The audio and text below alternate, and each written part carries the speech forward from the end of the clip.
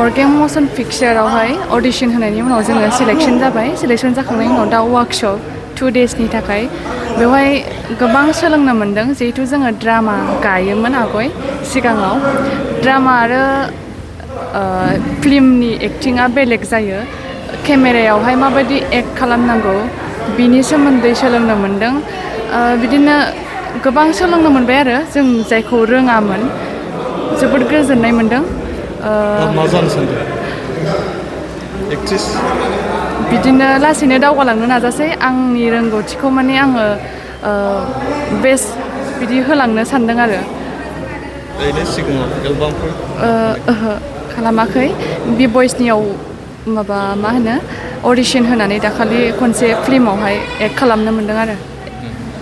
बेनो दा एबार ट्राइ खालामसै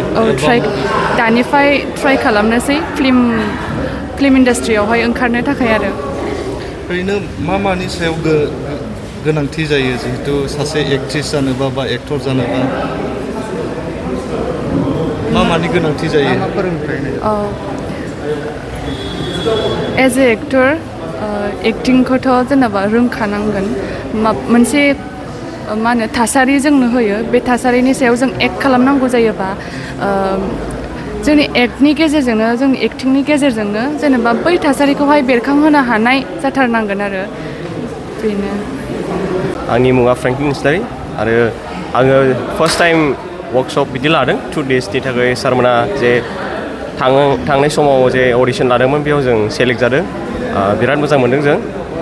माने एक्टिंखौथ' पलिश खालामनांगौ गोनांथि दङ दा जोंनि मिस्टेक्सफोरखौ सारमोना नुदों आरो बेयावनो इम्प्रभाइज खालामनो जोंखौ खालामदों आरो इम्प्रभाइज खालामगासिनो दं आरो जोंबो गोसो होगासिनो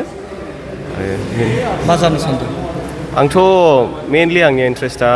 मडेलिंआव इन्ट्रेस्टेड आं ओमफ्राय स्क्रिन राइटिं ओमफ्राय डिरेक्टिं